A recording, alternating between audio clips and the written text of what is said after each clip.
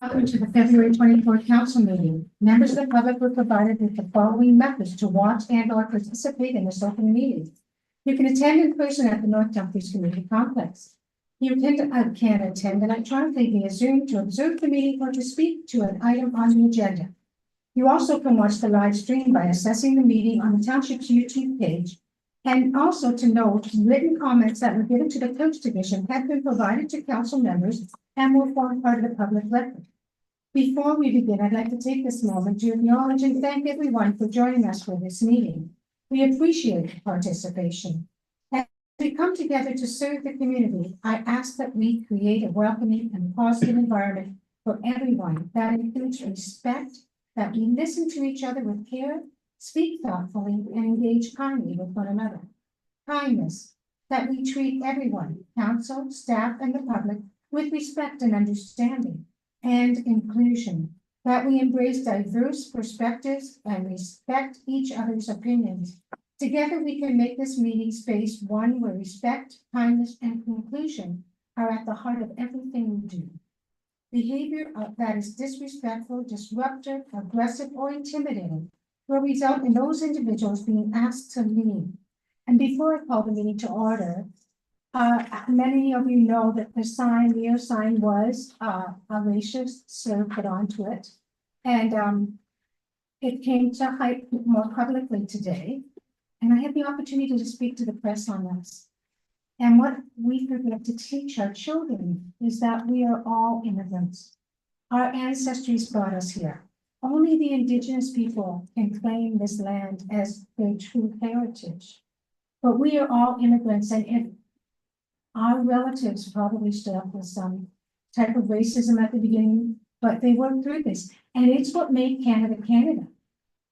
It is what the diversity of the different nations and different peoples coming together for a better land. And they did that. They made it this way.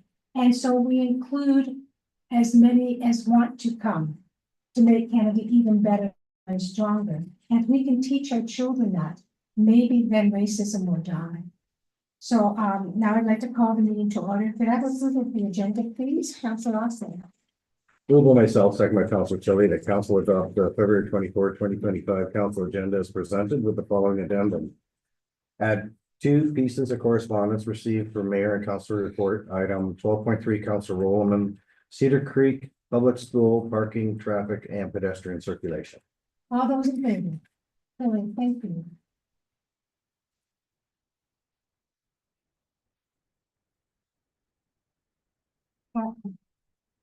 I'd now like to do the Indigenous acknowledgement.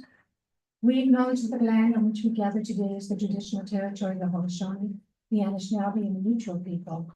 We acknowledge the enduring presence of the Indigenous people with whom we share this land, their achievements and their contributions to our community. We offer this acknowledgement as an act of reconciliation between Indigenous and non-Indigenous peoples of Canada. And again, I'd like to note when I was speaking before the sign, the region has replaced all the signs that needed to be replaced with the correct wording.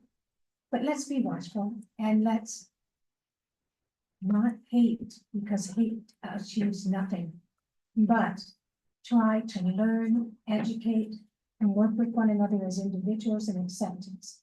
And that's what the Indigenous have taught us. They accepted us when we first entered this land, wholeheartedly. And we rebuked them. And God forgive us. May we move forward in reconciliation with them. Let's pause to reflect.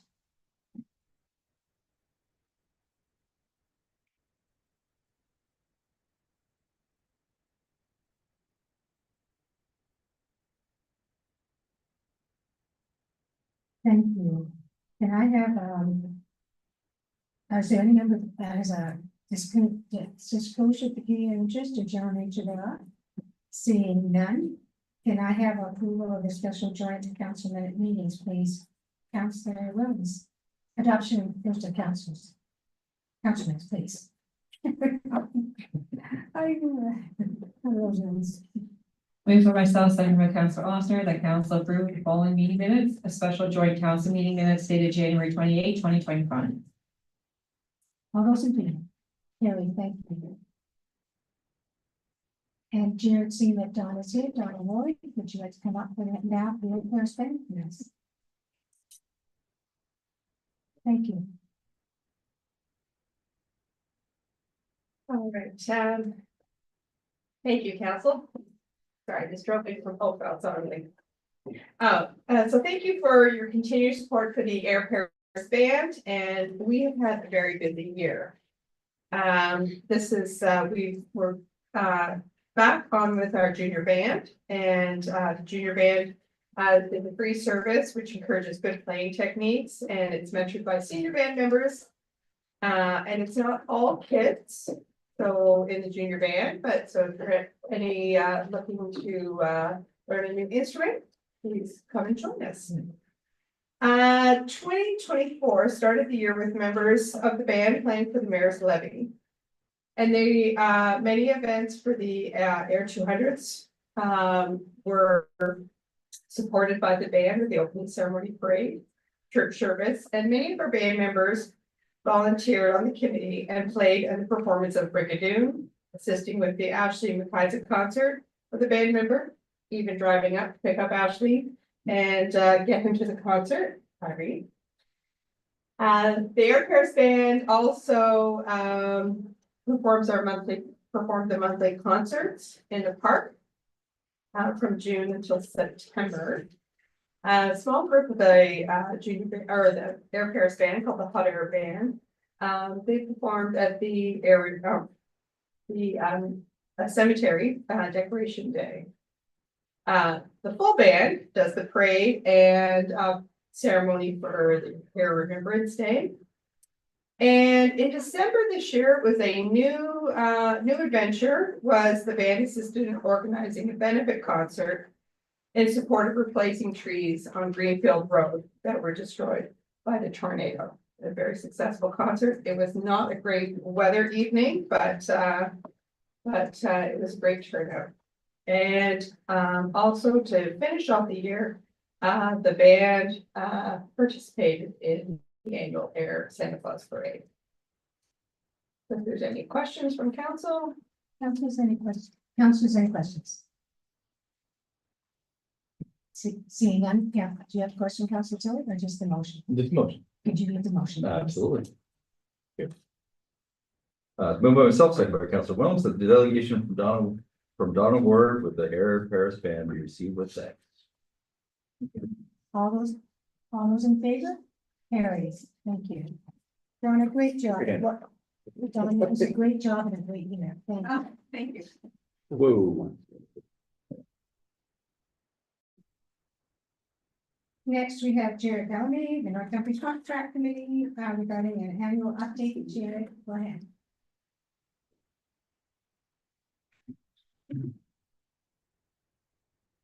Okay. All right, Council, thanks for having me speak again. This time speaking on the yearly update of council. So at this point in the project, it's basically a fundraising update. That is basically the stage of the project that we're in.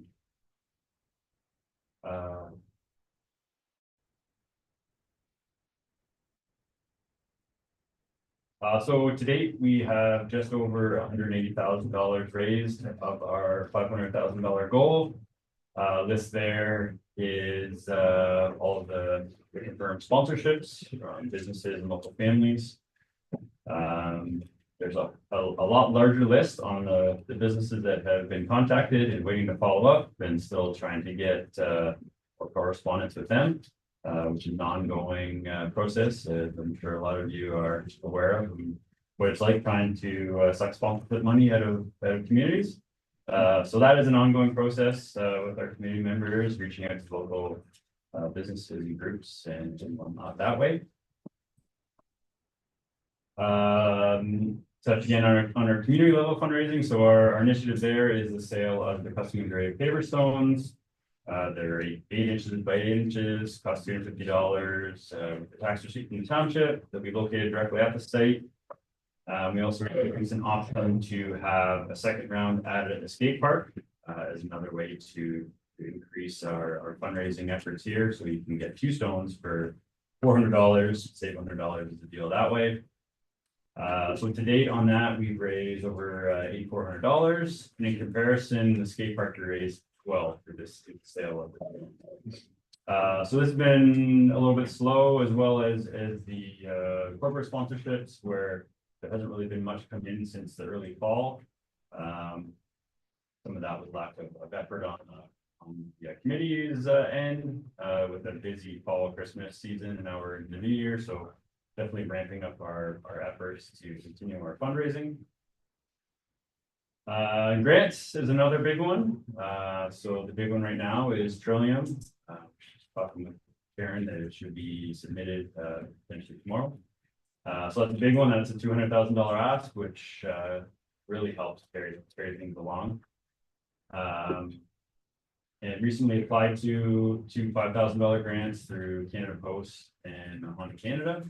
So both of these were actually done through that Benevi website, which in some of my previous presentations, I was asking for help with Township to get that website set up. There's a lot of corporate giving policies use this Benevi website. So happy to note that that's working, and continuing to search out more grant options, of course. And on the future horizon is the Lyle Salmon Foundation, based in the KW area. They have their youth capital projects grant, which opens, I believe, in June this year. So that's another big one. They gave $100,000 to the skate park project, so it would be fantastic to get another similar sponsorship from them in this year's intake. So future plans, we're working at the moment to pick up a bunch of prize donations from local businesses and whatnot to hold an online auction, that's online silent auction. Different products from local businesses. So there's a photo there of RA with his donation of some gift cards and this Taylor Swift poster. So that should generate some good money that way. That's really all I have for today. Just a quick update, and nothing that I'm actually asking for from this meeting. So that's a nice one. We're just pushing ahead on our fundraising efforts. Any questions, councillors?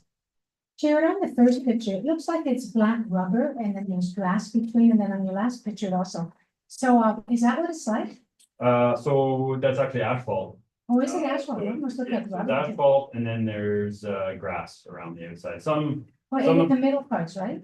in the middle it's grass. Some do like an astroturf or whatever in the middle, just to keep it from eroding or to, make it easier for maintenance that way. However, it is very expensive. Yeah, so what were you thinking, grass? The grass to start with, and if it becomes a problem, some future fundraising down the road. But yeah, it's not in the budget for any astroturf or fake grass that way. And asphalt is the whole purpose there is to avoid dirt, because dirt with rain do not mix.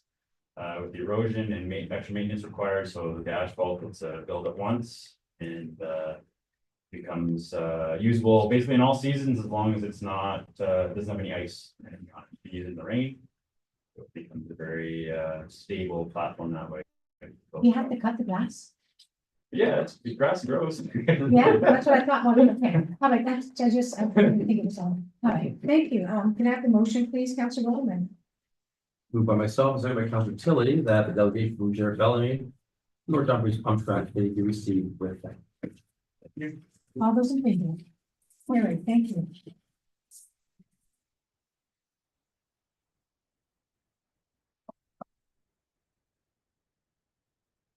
Are there any requests to lift any of the items from the consent agenda? Which is the letter of credit reduction, the set fines for outdoor burn. Is that just the two of them? I just like two. Oh, and also the communications, correspondence, advisory committees, any comments or questions? From the public or anyone? That's absolutely perfect. Councillor Austin, can I have the motion, please? Moved by myself, second by Councillor Wallman, that the following reports as listed on the February 24th, 2025 consent agenda be received, and the recommendations contained therein be approved and acted upon. 10.1.1 PW report number 03-2025. Letter of credit reduction request for 2081788 Ontario Court. Bruce subdivision phase 1B, file number 30T-18301. And 10.1.2 BLE report number 03-2025, proposed set fines for outdoor burn bylaw number 3542-25. And that the following information items as listed on the February 24th, 2025 consent agenda be received. 10.2.1 communications, resolution received from Peterborough County regarding proposed US tariffs on Canadian good. And 10.2.2 Heritage Advisory Committee meeting minutes dated January 21, 2025. Thank you. All those in favor? Carried. Thank you.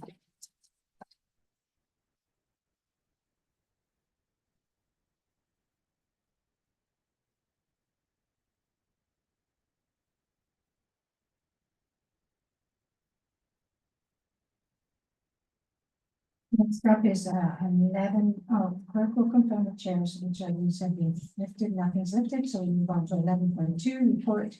11.2.1, request for proposal award grounds community park.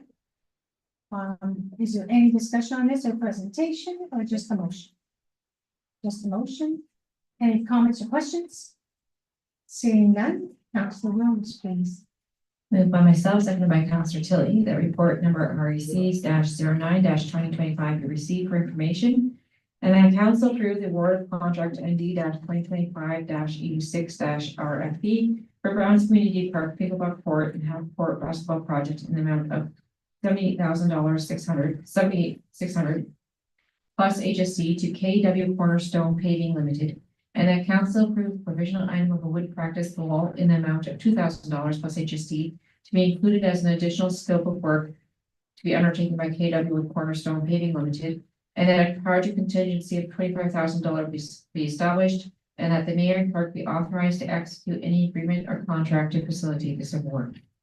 All those in favor? Carried. Thank you.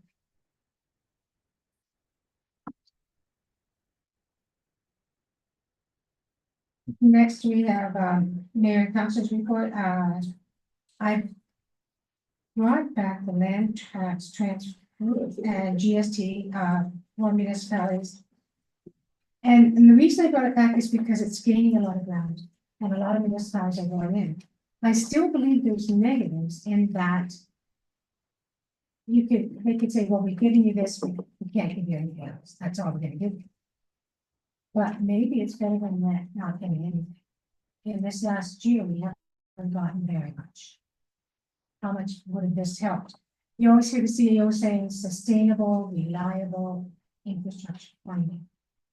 And that's, I guess, what this would do, give some sustainability.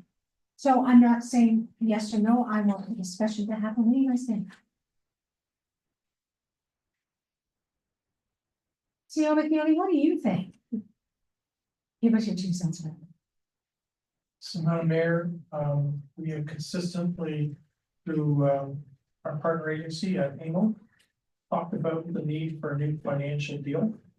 We're using a property tax system that goes back to the Baldwin era, and the complexities, the order of magnitude of costs, just far exceed what property tax base can support, and it's magnified in smaller communities, whether they be small urban or rural communities such as North Dumfries. So far, the government of Ontario has dealt with 2 separate municipalities and provided new financial deals. City of Ottawa and the City of Toronto, they were both brokered in fiscal year 2024. To the best of my knowledge, AMO has not been successful in dealing with the government on a new financial framework for the balance of municipalities across Ontario. So I think it's important that we continue to try and advocate for alternative revenue streams. Council has seen the pressures on your annual operating budget, but of equal importance, and perhaps more importantly, the implications on your capital forecasts, specifically that which is attributed to infrastructure. And that infrastructure opinion, the roads and bridges, to a lesser extent, water and sanitary sewers. They're all critical, not only to serve the needs of Dumfries and residents and businesses of North Dumfries, but because we're part of a larger regional economy. It's the people and businesses and trucks that travel through our community to other points of destination. And we need to have appropriate infrastructure to support the broader regional economy. And that can't be shouldered by the residents of North Dumfries. So any enhancement to our revenue streams would be well received. Predictable, stable, long-term is critical so that we can do multi-year budget and budget forecasts with some confidence in terms of being able to model what the implications of that revenue stream will be and how it relates back to our asset management strategy and our infrastructure deficit. Yeah, a lot of this ran for me in our ministry meetings, and I'm very grateful. We're very fortunate as a township. We get more ministry meetings than anyone else. We really do. But when we met with Minister Circa, and she said, I'd like to help you, our 3 projects together didn't meet the request from every other municipality that for one item. So we were really small potatoes.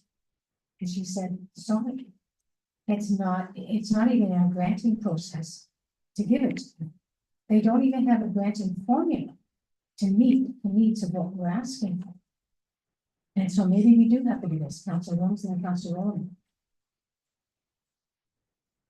Just a question, I think, likely through you to staff, Mayor, but so where did this all kind of fall off the wagon? Like what happened? Because it used to be possible, I'm assuming. So why did this now all of a sudden fall off the wagon? Is it just our property taxes didn't keep up, or what changed? Do you want to try that, Mr. CEO McNally? So, Madam Mayor, perhaps I can start off through you, Councillor Wells. I don't think it's any one particular issue that caused the gap that we're now witnessing. I think it's several factors. One, when the former Mike Harris government came into power post 1995, they introduced what they call downloading. And certain services were to be funded by the province of Ontario, others were to be funded by area municipalities and upper tier governments. And formula was meant to be revenue neutral, but more aligned with those services that we're directly responsible for. That funding formula, I think, has been challenged by some parties right from its inception.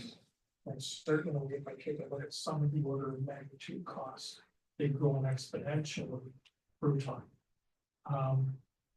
The other is the government, series of governments. So it's just not the Premier Ford government, it's been other governments of different stripes as well. The grant structures that they did provide for certain things like infrastructure projects, they have not kept up with inflationary pressures.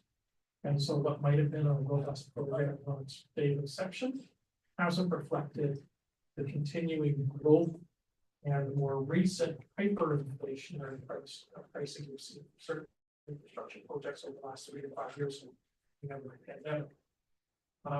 The other is we've taken on, directly or indirectly, more responsibility for a broad range of services. Or we trying to bridge where there is a gap in terms of provincial envelope and locally try to deliver services.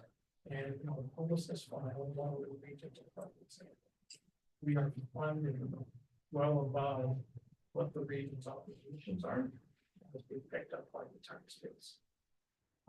So it's not any one factor, it's a series of factors, and it's been a slow evolution over multiple years, but it's coming to a head as municipalities try to wrestle with their budgetary implications and their annual increases.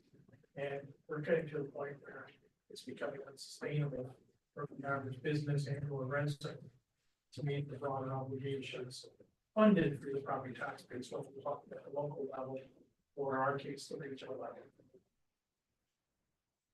And also the demands of the public have increased exponentially. People did for themselves before, and now they expect the government to do it for them.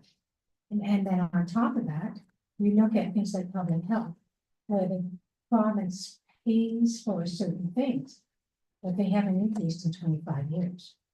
So that inflationary markup every year is coming out of regional tax dollars and our taxes to offset that, because the costs have gone exponentially, but the increase didn't happen at the higher level. So if it was $10 25 years ago, the province is still giving me $10, but the cost now is 25 to 30. And so we have to make up that difference. So it's a different world, this taxation system that we're under, and I have to say both chambers are fighting it. And I've been fighting it for many, many, many years, is a model that happened back in the 40s and 50s. That we're still living in it. We cannot run a society in the 2020s by a 1950 law. It just doesn't work. Councilor Rowland. Thank you, Madam Mayor. So that's basically what I was gonna say, is that, we've been doing everything right. We've been building our reserves, we've been increasing taxes in a prudent way, and yet when it comes time to get these grants for the footbridge or for Hall Street, we're turned down. So what more can we do? And we're actually pretty decent shape with our municipalities. So we're following the rules, but it feels like a slap in the face when we can't even get a grant, for something as important as a bridge or a main street. Councilor Tilly, Councilor Osner, and then Councilor Lawrence.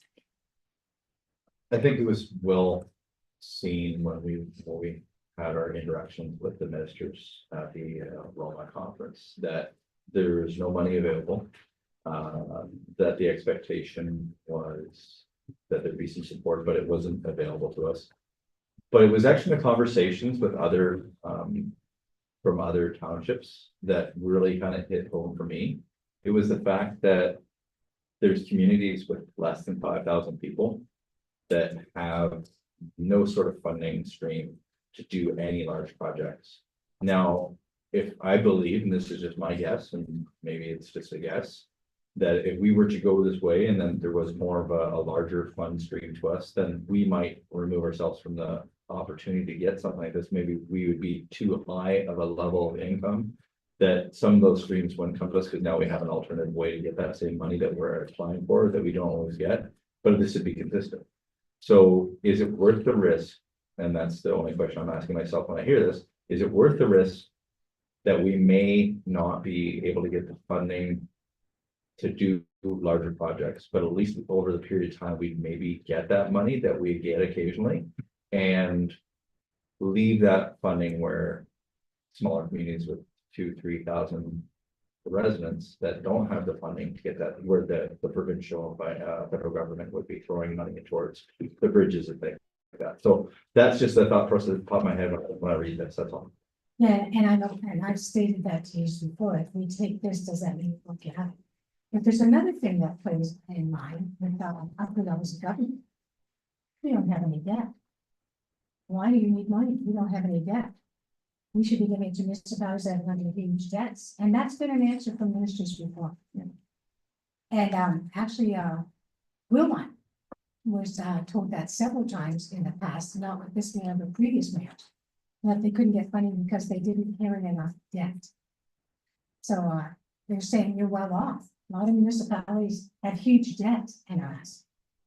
And we're sitting without any debt. And we're not well off from others. It's an interesting study. Councillor Austin. Thank you, Madam Mayor. Kind of echoing what Councillor Tiller just said. My concern is, in some lights, it's going to be fair with some municipalities, in other lights, it's going to be unfair. As you had mentioned, as Councillor Tiller mentioned about smaller communities and stuff like that. And what happens when we tap out on our development? Like we get to the boundaries of Brant Waterloo and the Brant Oxford, sorry, and we start tapping out, or if the economy doesn't quite sell as many homes, and so it's not going to be a guarantee.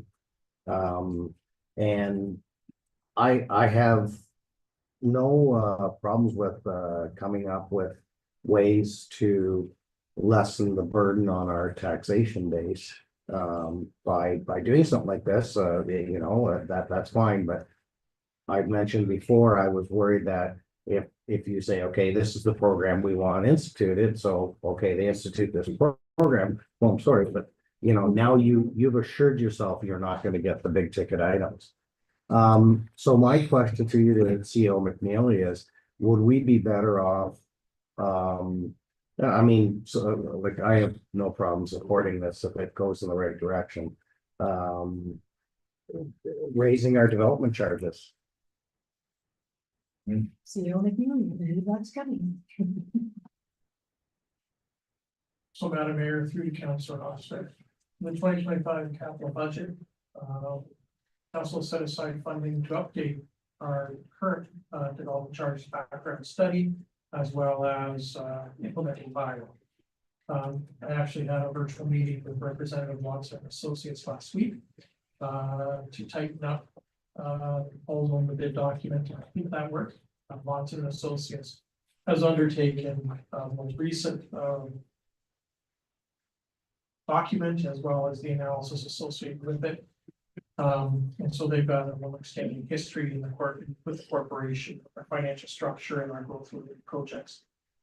Certainly, one of the key components in that study is to deal with now the expanded urban area that has been accounted for through the approval of both ROPA 6 and Bill 162 by the province, and the population that it will now add in terms of additional greenfield development, but also to capture some of the projects that we've undertaken in the recent past, that because of hyperinflation, the actual dollars spent for the projects exceeded what the estimate was when the original study was created. And so we actually have a gap. And it'll be our ability to collect from the merger that gap funding from those historic projects, as well as to position us going forward based on the growth. It is our anticipation to have something in place for January 2026, and we'll be bringing the report to council on the development charges work program and key milestones for touch points with Township Council within the next 4 to 6 weeks. Councilor Wells. Thank you, Madam Mayor. So my concern is, yes, like what's going on right now is unsustainable, and it's pretty clear, and it's really sad, but that we've had to put up false streets yet again. There's other projects that we're having to put on because of the bridge, and that we can't get grants. So yeah, something needs to happen. My concern also with this is that it's not like I'm not totally understanding this. Oh, well, we're still taxing our taxation base. So like there's still taxes going on here. Still the same people paying taxes, whether it's like property taxes or provincial land transfer taxes or GST, everybody's paying those. With this, it just feels like things are just like broken beyond just a quick fix that this is recommending, to be perfectly honest. And so I just find myself still in a spot where I'm like, yeah, it's bad. I've got this. I'm still not quite seeing that this is the answer, the solution. I think that there's some bigger items here that go far beyond our municipality, and even go up from province to federal level, and on our system and how it's actually functioning and how it should be functioning, particularly when it comes to services that Canadians need all across the province and across Canada and across Ontario. So I'm still not like, yes, something needs to be done. I'm just not sure that this is it. Councilor Osman. Is there a possible way that we could get, like, in this scenario, an approximate, or maybe approximately, if this would have been in place last year, what kind of revenue that would have brought the township? CEO McNeely. So, Madam Mayor, good Councilor Hofstad, very, very difficult. So you're talking about pooling of GST across Canada, pooling of the land transfer tax across sales across Ontario. What we don't know is the formula that the town of Aurora is proposing. Because their language is a redistribution of a portion. Okay, so is it 20%? Is it 30%? Let's just pretend it's 20%. Then are we doing it based on population, based on the most recent census? And so we would figure out how many people were in Ontario with the last census. That gives you your per capita cost. Then we just take our 2021 population, multiply by the per capita cost, and that would tell us what our revenue stream would have been. By making a huge assumption, first of all, is 20% of the pooled properties tax proceeds. And that we're doing it on a per capita basis, and we're doing it on a weighted assessment basis. I don't know the formula that is being proposed by Aurora when they did this, because it is so broadly worded. They've identified two possible sources of revenue, one being provincial, being the property, the land transfer tax. And federally, they're talking about the GST. Well, we're already receiving, all municipalities across Canada are receiving a portion of the GST element through the gas tax proportion. Okay. Now it's on the tax put on fuel at the pump. But there's a GST component on that tax bill. So we don't know, is the government doing that on the GST portion of the taxes on fuel? Or are they doing it strictly on the cumulative volume of all taxes federally that are levied against fuel? We don't know how things are being undertaken. It's very broad in its nature. I can tell you what we would need as a minimum through external funding to fund our 10-year capital forecast, focusing on facilities and infrastructure being our two biggest cost centers. Then I subtract out what we're currently getting through either OCIF, Ontario Community Investment Fund, and the gas tax transfer that we're receiving federally. And we could then see what we would actually need above and beyond historic funding through those two primary sources. I can provide that analysis for cancer. But that doesn't tell me what Aurora was really looking for. Councillor Austin. Okay, so that answer I start seeing the picture going like this. Yes. And like going through this whole exercise to minimize what could happen. I mean, if we support this, it's not like, we're in 100% and we got to go with it. I guess we can see where this goes and then decide whether. Councillor Theo McEwen, almost promoted you. Are you So, Madam Mayor, if I could just to add one more plug for Councillor Osler's thinking. In one of our delegation papers to Minister King of Surma at the January Roma conference, we asked for a very specialized grant that dealt with the complexities and order of magnitude costs attributed to major bridges, and we were looking at obviously rehabilitation, major rehabilitation. We identified that one of those bridges, given a sheer span of 122 meters of length, and the nature of construction associated with that major rehabilitation. Without grants, it was equivalent to 3 years cumulative of our annual road resurfacing contribution. And so that if we do that project singularly without any grant proceeds, we would set aside doing road resurfacing for 3 years. Just to give everyone the order of magnitude of what it means on our annual budget. And her response. So we were not critical of the government because in fairness to the current government, there's been over $4 billion invested in a whole wide range of infrastructure systems. Our criticism was that a significant portion of that was tied exclusively to demonstrating new housing starts. And you actually had to tie the project to how many units was it going to create or unlock to deal with the housing gap. It's very, very hard. Certain projects like the footbridge, as an example, to demonstrate that it translates into so many housing starts, and it's a key component of their scoring formula.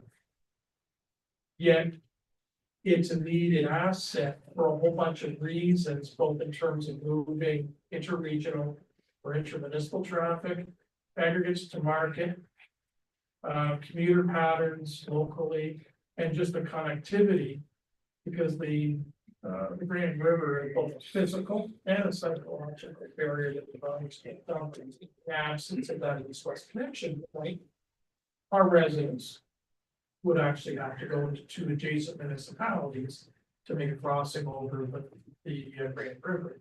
If we were to, in the immediate future, undertake that project. So all of those things resonated with her. However, we were basically told that in this current fiscal year, remember their fiscal year ends March 31st. Their funds have been allocated based on those previously published grant structures and grant programs. We did apply for some, and we weren't able to demonstrate that significant number of new housing starts directly attributed to one of those linear infrastructure projects. And the footbridge wouldn't have even come close to meeting the criteria. And I kept pushing that with the 3rd largest aggregate.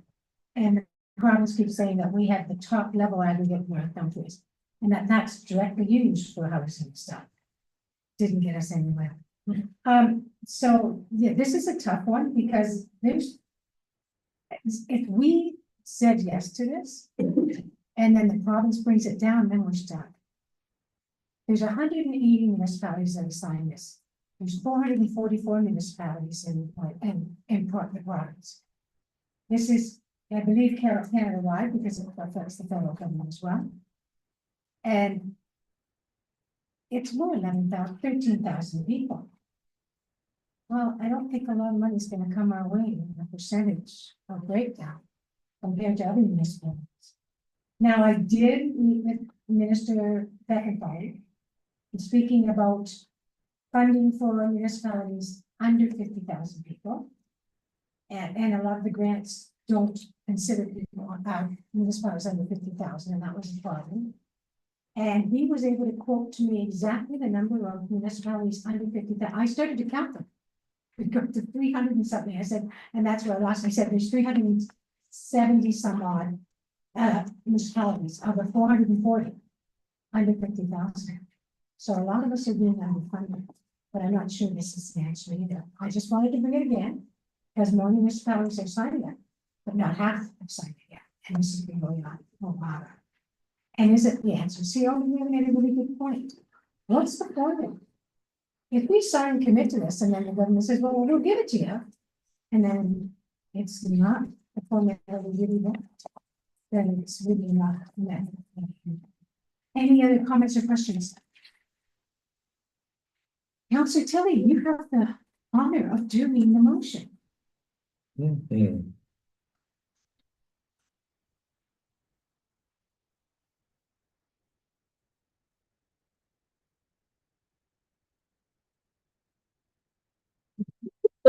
It's funny because I mean, I already have my opinion, but to read this, it would be. Read the easy one first. That's- Well, you know what?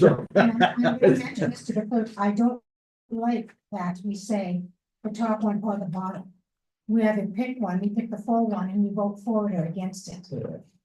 Because this way it leaves it to one councillor to present one. And I don't think that's a The length fair of way it of is doing quite it. entertaining, okay. So, Yeah. Councillor Osmer. there you go. Wouldn't it make more sense to read the first motion, and then if we defeat it, then it would be the second motion that we would be choosing? No, Rather it than- defeats the motion. That's why I don't like this motion this way. I've Yeah. said this before. If you read the whole motion as it was and turned it down, then you're turning down the motion.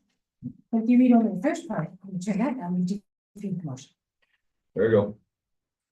Whereas municipalities face growing infrastructure needs, including roads, bridges, public transit, water systems, and other critical services which are essential to community well-being and economic development. And whereas the current sources of municipal revenue, including property taxes and user fees, are insufficient to meet the increasing demands of infrastructure investment, and whereas the provincial, Excuse me, one more point of order, go ahead, Councilor Holmes. You forgot to move and second it. oh my goodness, you just wanted me to say it over again. Please. Moved by myself, seconded by Councilor Woods. Are you volunteering to do this, by the way? Okay. Let me begin again. Thank you. Whereas municipalities face growing infrastructure needs, including roads, bridges, and public transit, water systems, and other critical services which are essential to community well-being and economic development. And whereas the current sources of municipal revenue, including property taxes and user fees, are insufficient to meet the increasing demands for infrastructure investment, and whereas the province of Ontario currently collects the land transfer tax LTP on property transactions in municipalities across the province, generating significant revenue and is not directly shared with municipalities. And whereas the federal government collects goods and services tax GST on property transactions, and a portion of which would be directed to municipalities to address local infrastructure needs. And whereas distributing a portion of the provincial land transfer tax and GST to municipalities would provide a predictable and sustainable source of funding for local infrastructure projects without creating a new tax burden on residents or home buyers. And whereas the redistribution of a portion of the existing land transfer tax and GST would allow municipalities to better plan and invest in long-term infrastructure initiatives, supporting local economic growth and improving the quality of life for residents. Now therefore be hereby resolved that the Aurora Town Council formally requests the provincial government to reconsider redistributing a portion of the land transfer tax collected on property transactions to municipalities.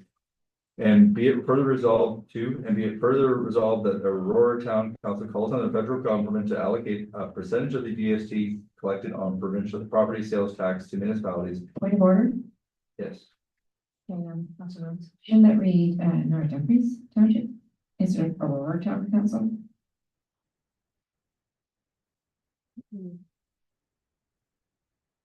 No, I won't be doing that. But that's where I guess I was agreeing on that. I know we're going along with that. You just, I'm gonna start over again to see if you hear my voice longer. It would be just number one, you have to change to North Dumfries, and all the ones on that. You said the same thing again. That's right, all the ones thereafter, because it's not mentioned above in the case. So number one should be North Dumfries Township. As long as you're having fun there, Councilor Holmes.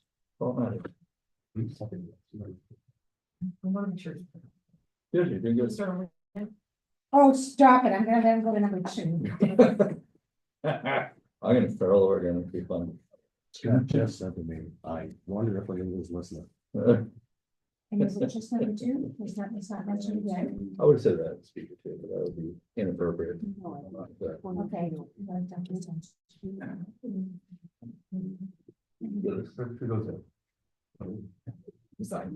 But okay, wait till you get there and then let it read it, and then you come back and find out what you do find out is wrong, okay? Just let me get that part, because I'm starting over again. You're not gonna start over again. Why not? Sure. You go right ahead. All right.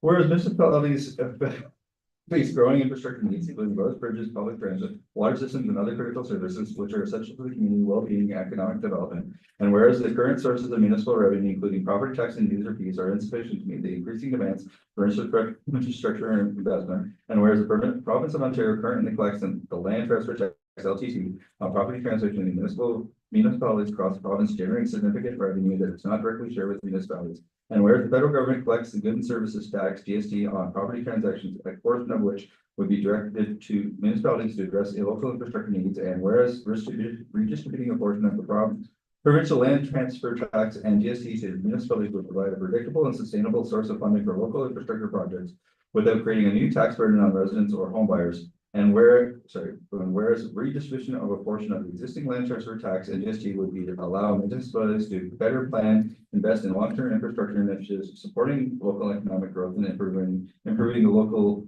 quality of life for residents. Now be it hereby resolved that North Dumfries Council formally requests the provincial government to consider redistributing a portion of the land transfer tax collected on a property transaction to municipalities.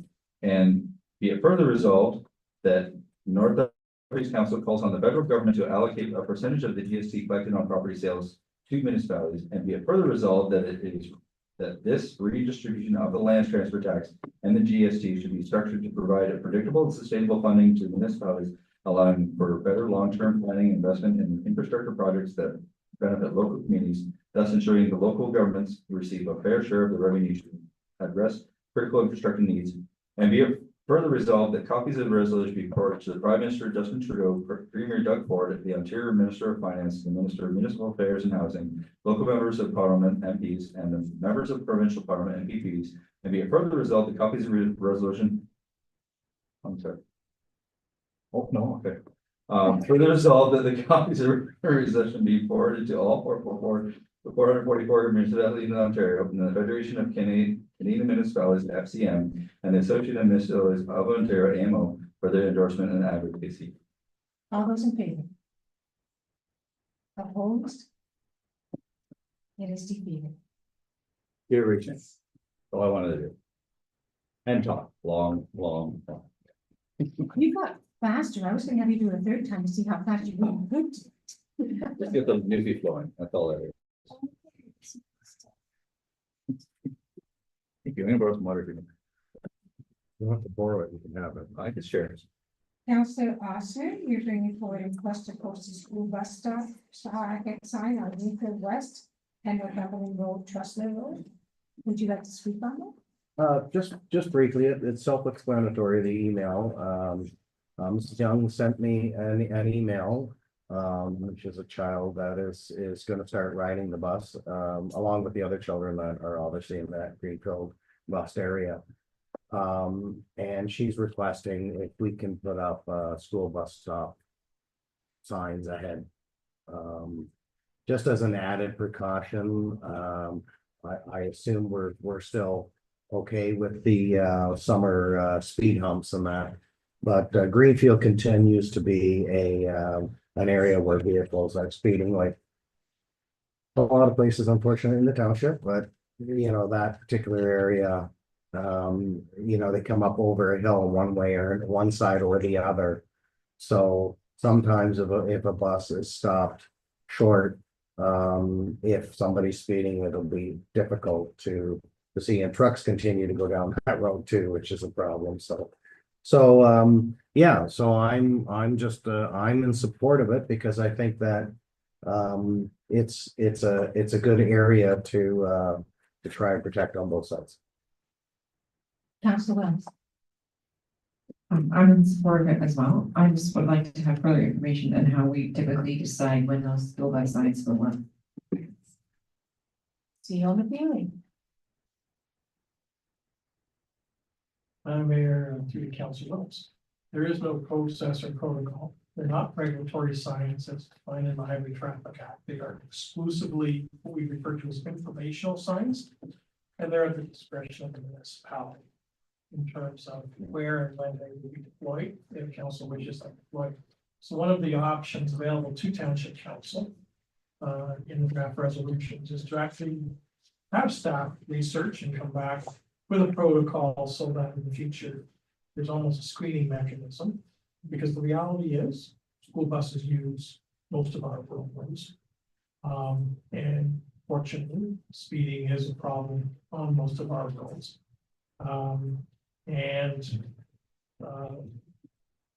When, you know, there could potentially be a proliferation of signs, and unfortunately, does that then diminish the importance of signage? Some of which is regulatory in nature because it's just another sign. So. You know, council wishes the signs put up, that's fine.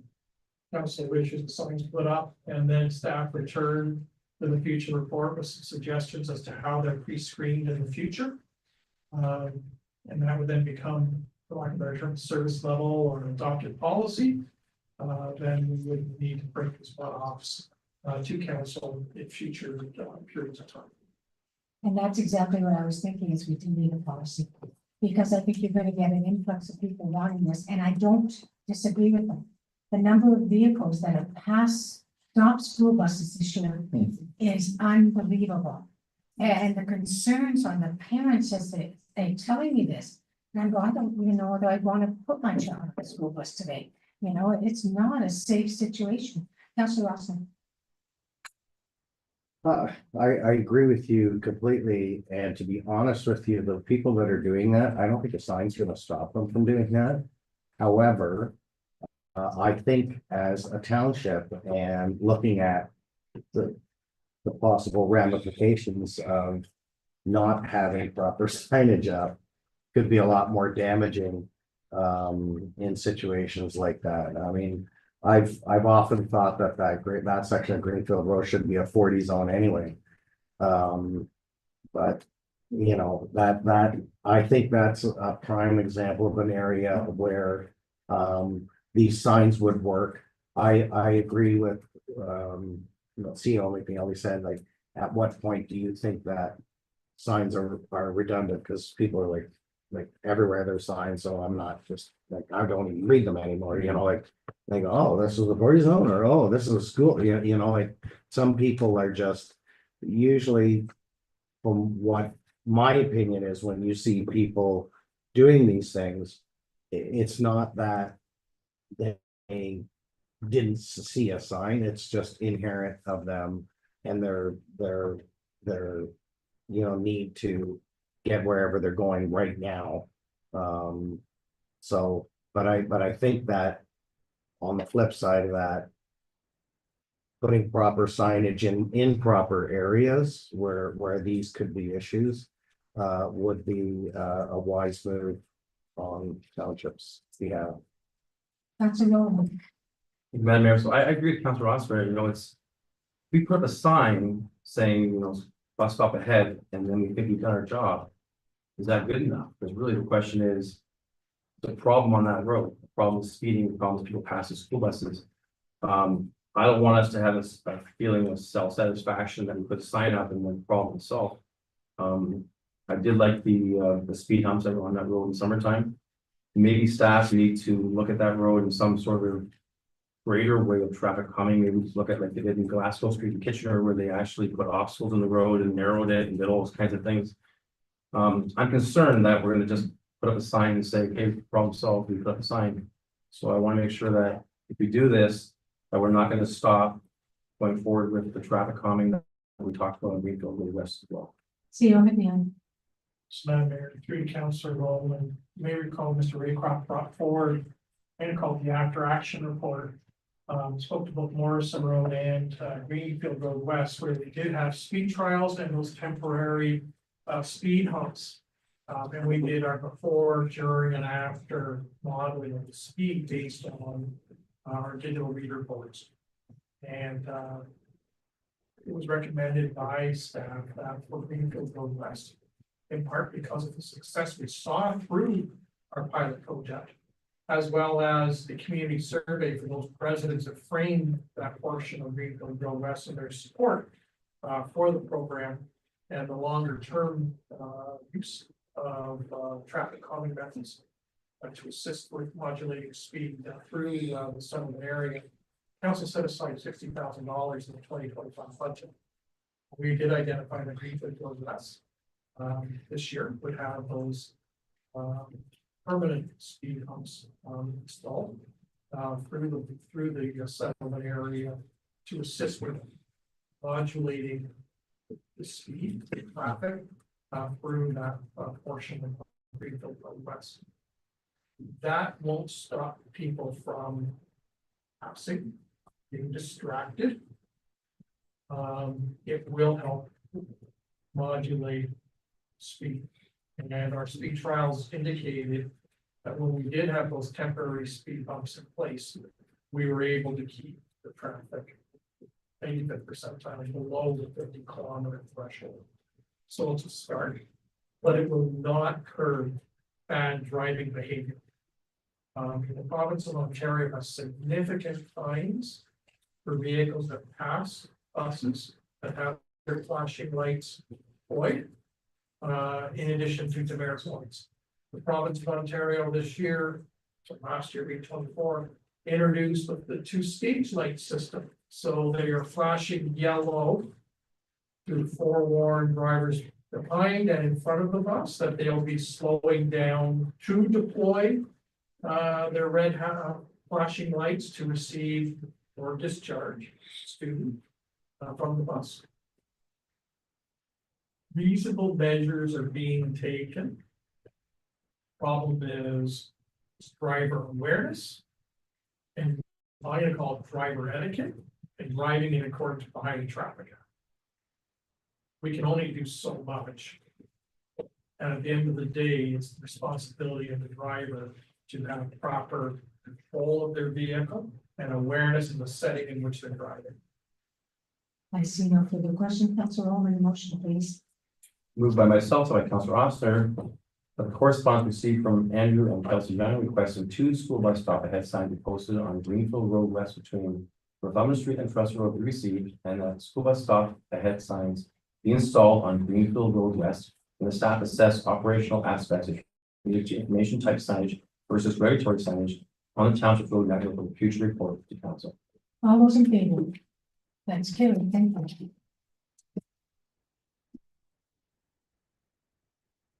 And next, Councilor Rowland, Cedar Creek Public School parking, traffic and pedestrian circulation. Thanks, Madam Mayor. I've included in the correspondence some of the emails I received regarding an incident on February 12th at the parking lot of Cedar Creek Public School. A resident contacted myself and contacted Councilor Wilms regarding the incident that WRPS investigated. Your contact as well, and there was no charges were laid. I did speak with the school board trustee, Bill Cody, and the principal of the school as well, to get more information. But my understanding is the bylaw officer has gone into the school and talked to the principal, and will be attending the parent council meeting on Wednesday night to review the protocol in place. In speaking with the principal, there's a couple of concerns that she raised. One was the issue of overflow parking, and the CEO indicated that the fire hall, the west parking lot of the fire hall, is available for overflow parking. So that led to a discussion with the principal about could we open up that trail that goes from Scott Street to Cedar Creek School. But my understanding is that that trail is not really designed for winter use. So I think it'd be difficult to maintain that trail in the winter time. There's also a question of we don't know if people actually even use that overflow parking. That's the first thing. Then there was a discussion with the principal about could they add additional parking essentially where right behind the visitor parking as you enter the driveway, which is sort of swampy area next to where the lanes used to be. I know we put a lot of drainage in there, so I sort of indicated that that might be an issue. But part of the problem that we have there, and a lot of schools have dealt with the problem by creating a separate parking lot for staff. So most schools you go to, they have a staff parking lot that's coned off that no one can go into. And then they have a parent parking lot, a drop-off parking lot. So I don't know if the school board has any options with land, perhaps on the south side of the building off of Hilltop, or behind the building, if there's a spot where they could investigate maybe building additional parking lots just for their staff. Problem, I guess, is exacerbated by the fact that there's a lot of snowbanks piled up in the school because of the excessive winter we've had. There was some confusion initially over whether that was school board responsibility or township responsibility. Some residents contacted me feeling that it was the township's job to deal with these snowbanks. Turns out WRDSB takes care of their own snowbanks. And my understanding is from the principal that was addressed this weekend, and I went by this morning, and the banks have been reduced quite a bit. So now there's parking. So that may help alleviate things. But I'm just wondering, in terms of our staff, what's the next steps in collaborating with the school board to deal with the ongoing issues? I know in 2019, 2020, you dealt with the addition of the school. We put together a new site plan. I felt at the time that the site plan was fairly effective. But my understanding now is that some changes have been made to the site plans. Perhaps there's not being followed. So I wonder if staff can give us an update and also on the next steps as to what's possible. So, before you start, how many parking spots are there at school? Mayor, my understanding is there's 99 surface car parking spaces and 12 to 13 what we call short-term kiss and ride or spaces that are in the lay bay. for parents to drop off their children and escort them to call the door of the building to be handed off to either an early childhood educator or teacher. So the parking was expanded back in year 2018 and 2019. The vast majority of the driveway and the surface parking area is actually within the boundaries of township owned lands.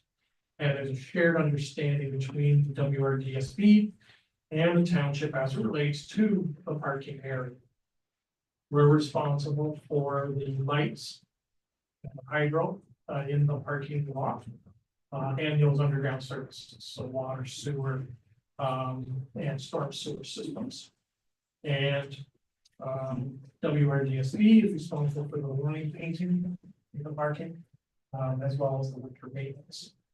And then it's a shared responsibility dealing with in time, I'm gonna call it the replacement or rehabilitation of the surface parking lot itself, given the wheel life segments. So a couple of issues have emerged, and Councillor Rowland in his presentation to touch upon a couple of them. First of all, until this past weekend, between 9 and 11 of the surface parking lots were encumbered because of the stockpiles of snow. The vast majority of those have now been cleaned up and now, once again, have been restored and available for surface parking. There were two areas that were set aside for the designated population that would require short-term parking, generally for pickup or drop-off, very, very young children. And they were put in proximity to the main building entrances along the north elevation of the building, either where the JKSK classes were or the daycare facility, which is operated by the YMCA under lease within the public school structure, and funding through the province of Ontario is administered by the region. Some of the signage has been removed. The posts are there, but the signage itself has been removed. So the principal is going to coordinate with facility staff to have that signage restored. As we said, there was a certain amount of space set aside for that short-term transient movement. The Student Transportation Waterloo Region is an entity that works with the school boards, both the Catholic and the public school board, on movement of students to and from school. Largely, what we see publicly is their activities associated with scheduling of buses, bus route pickups, and syncing of those buses to deliver students to and from school. But they have a second mandate, which is what they call walking school. And it's movements of people within a 5 to 8 minute distance, typically, of a school. And it's either those residents being able to walk to school and or able to drop off their children, but not necessarily access the school site, but be in proximity to the school. And then either drop the child off and or walk their child, albeit from an external point to the school proper. So there was historic mapping done by Student Transportation Waterloo Region for Cedar Creek at the time of the school expansion. They are updating that mapping, and it'll be available for presentation and review at the parent council meeting on Wednesday night this week. And it shows numerous locales within 5 and 8 minute distances where parking is allowed as of right, and then the travel time, depending upon which pod you're looking at. The parking as shown varies from 3 minutes to 5 minutes to 8 minutes. And we're looking at sites both north, south, and southwest of the school site. And that will be circulated and made available to the school population through their internal media releases. to assist and inform residents of alternatives. For those population that attend the school and they feel they need to drive, or pick up their child at school. And not necessarily having to access the school proper. Ideally, they're gonna try and segregate the traffic so that those that come on site are those that either there is an individual with a disability. And or is of the younger age cohort profile. And that, you know, the older children. Have a little bit more independence or are able to walk. You know, that 3 to 5 minute distance on a sidewalk system. And be able to take advantage of those spaces at a little bit more distance to the school site. And yet be able to walk in a safe environment to the school system. Township invests 2 crossing guards at key intersections within that 3 to 5 minute distance. We have 4 seasons maintenance of that sidewalk network in and adjacent to the school system. And that's not universally available in all of the walk-in schools across Waterloo region. So, you know, the message was very positive coming from student transportation Waterloo region. That's going to be echoed by her at Wednesday night's meeting. And the inclusion of the west side of the fire hall for parking puts people within about a 4-minute walking distance. Using the sidewalk network. Obviously, in the spring and fall, when we do not have snow and ice conditions. The trail is available and knocks off about a minute off that walking time and distance. But it, as Councillor Rowland indicated, is not a service that's suitable in its present form or plowing. Most of the surface is out of the limestone crushed screen. And would be vulnerable to being gouged. And, you know, we have to be cautious. Tonight, we're gonna have a prime example of the freeze thaw. We're +4 through the afternoon. It's gonna be -3 overnight. That thaw is going to freeze. We would normally apply product to deal with this variance in the temperature. We cannot use that kind of product on the surface through that trail system and turn into mush. So, you know, it's not conducive to winter maintenance. But it can be and should be used by people, but may want an alternative corridor during the spring and fall seasons of the school system. In terms of the winter maintenance, you know, I think it's something that they're going to be vigilant on and monitor on a more regular basis. I think we'll all agree. The snow events for the last 3-4 weeks have been out of the norm if I look back over 20 or 25 years. But we can't take precious parking spaces and load them with snow.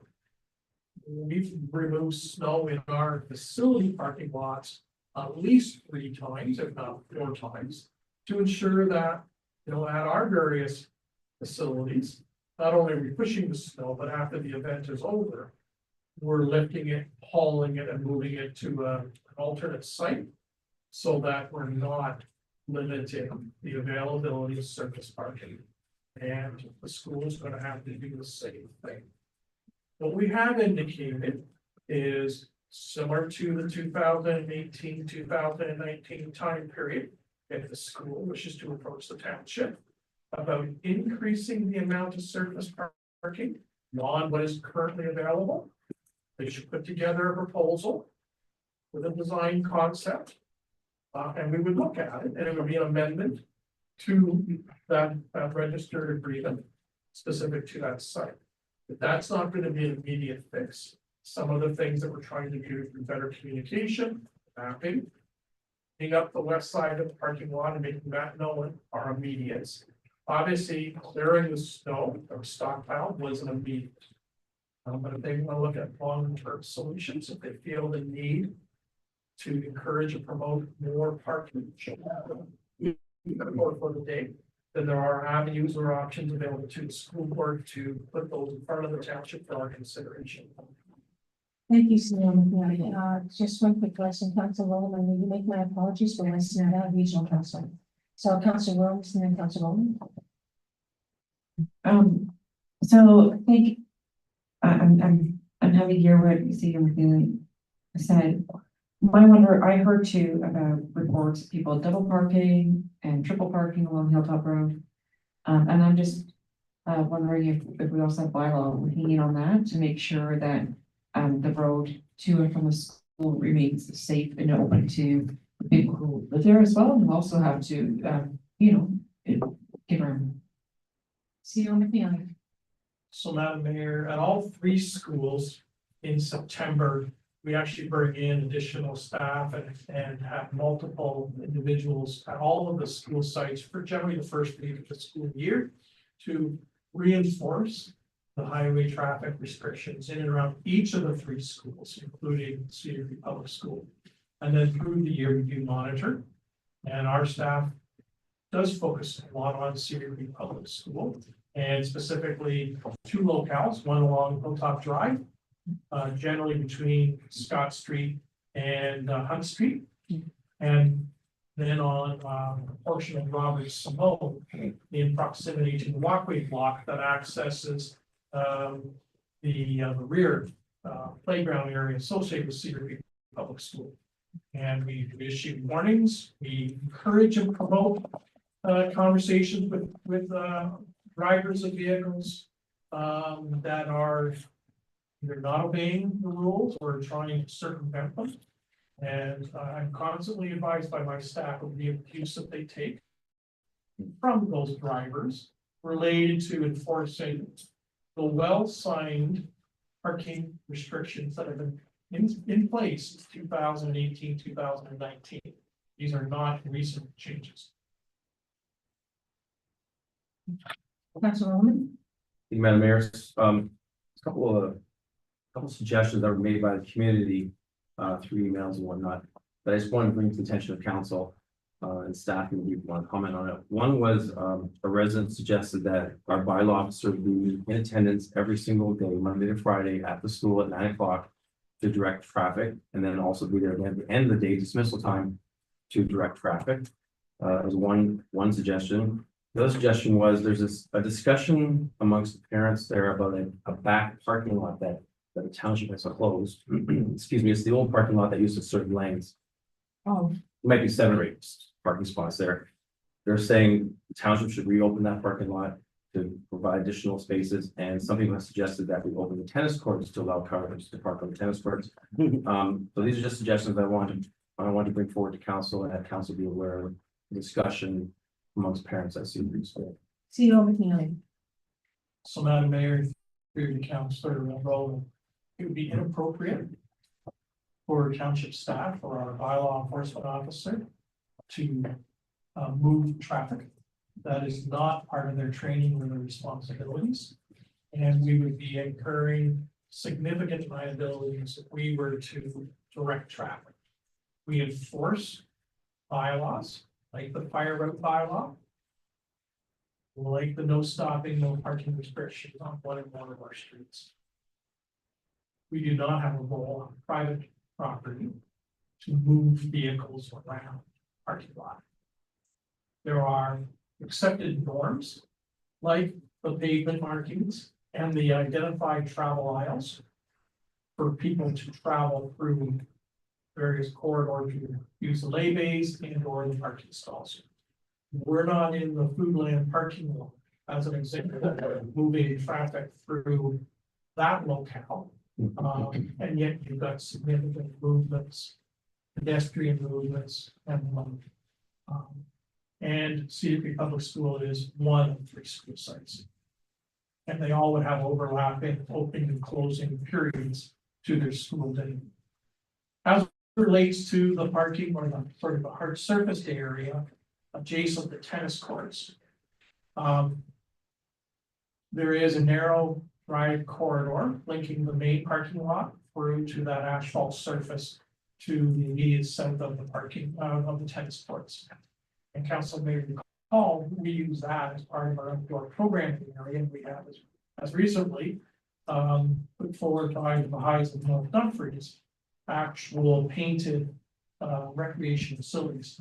We use this for outdoor recreation. Certain outdoor recreation or leisure pursuits require a hard surface that is free of vehicles and vehicle movements. That area is not designed as a parking lot. We would also have to do the winter maintenance operations. School board, should not accurately, but I'm concerned about how that snow would then be staged or lower piled. You have a building, you have a picnic pavilion, and depending upon how snow would be piled, it could potentially be a conflict with that building or its footings. You have a fence associated with the tennis court. If the snow is improperly piled, it could damage that fence system. And of equal importance, the melt from that snow in the time is commingled with either pickled sand or salt. And that going across your tennis court will damage your tennis court.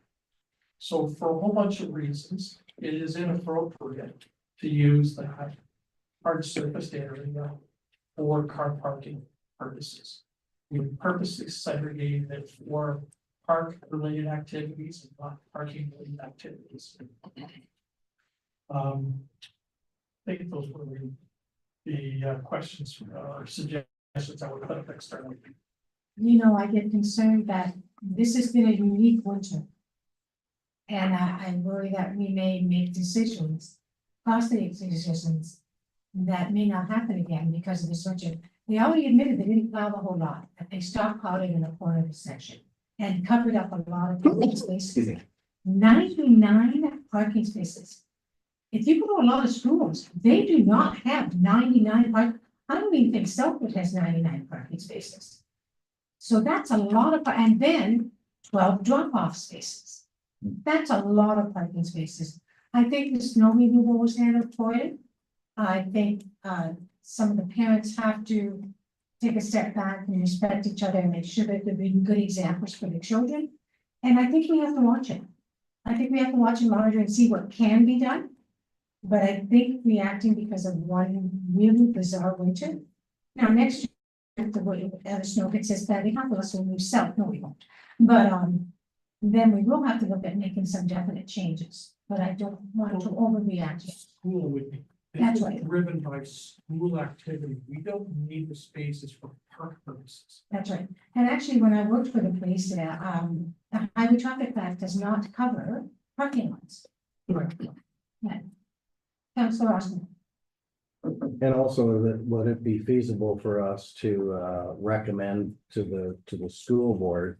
And that goes for any of the schools in town, that we should have a maximum height of snowbanks allowed. After that, they need to be removed.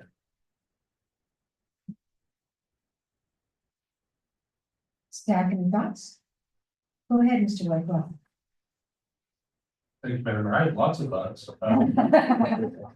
Normally, yeah, it's not that complicated. Normally, it's common sense. You just don't block your parking spots.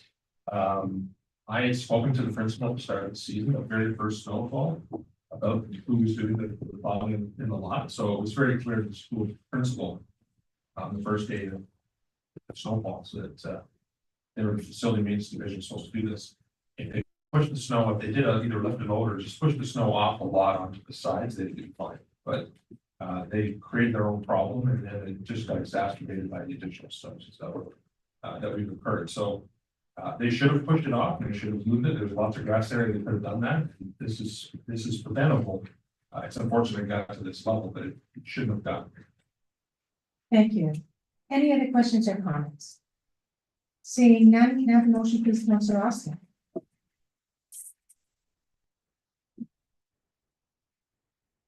Move on myself, second by Council Roman, that the report provided from Council Roman regarding Cedar Creek Public School parking, traffic and pedestrian circulation, and the addendum for respondents be received. All those in favor? Carried, thank you.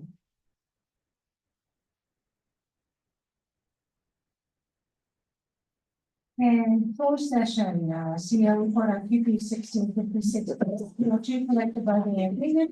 CO report on, report affecting potential property acquisition or disposition matter. And CO report number 05/2025, discussion on appointment to the steering committee for the NBC Twin Pad funding. Can I have a motion, please, Councillor Williams? Moved by myself, seconded by Councillor Tilly, that council move into closed meeting session at 7:24 p.m. pursuant to the Municipal Act, section 239, section 2, to discuss CA report number 03/2025, QP local 1656.02, collective bargaining agreement, labor relations or employee negotiations, Municipal Act, section 239 2D, and CA report number 04/2025, report affecting potential property acquisition or disposal matter, a proposed or pending acquisition or disposition of land by the municipality or local board, Municipal Act, section 239 2C, and CEO report number 05/2025, discussion on appointments to the steering committee for the NDCC Twin Pad fundraising for sponsorship community assessment review study, personal matters about an identifiable individual, including municipal or local board employees, Municipal Act, section 239 2B. All those in favor? Carried, thank you.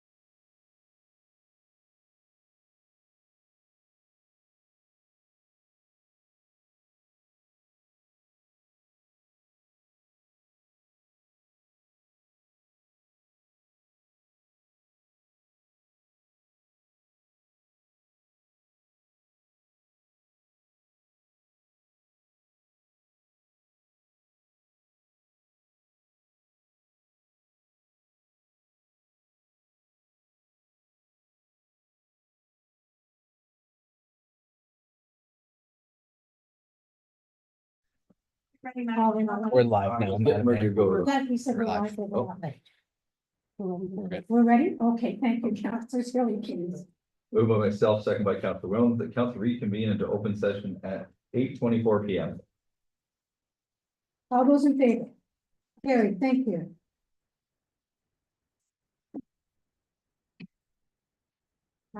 Business arising from the closed session, Councillor Rowland, you have the motion. Councillor Rowland, please. Moved by myself, by Everybody Councilor else. Hoffner, Councillor Ward. that council ratify a new collective bargaining agreement with QP local 1656.02 for a 3-year period extending from January 1st, 2025 to December 31st, 2027 to reflect the negotiated minimum settlement with the union membership. All those in favor? Carried, thank you. And also verbal report from the mayor received, report CO 04/2025 and CO 05/2025. And direction was provided to the chief administrative officer in closed session. A future report for both items will come forward in a future in-camera meeting. And I'm gonna, Council, I need a motion for this? Yeah, okay, thank you. Can I have the bylaw, please, Councillor Austin? Moved by myself, second by Councillor Roman, that the following bylaws be read a first and second time. 17.1 bylaw number 3546-25, being a bylaw to confirm the proceedings of council on February 24th, 2025. All those in favor? Carried, thank you. And third reading the bylaw, please, Councillor Williams. Moved by myself, seconded by Councillor Tilly, that bylaws number 3546-25 be read a third and final time and be signed and sealed by the mayor and clerk. All those in favor? Carried, thank you. And not to be left out, Councillor Tilly again for the motion to adjourn.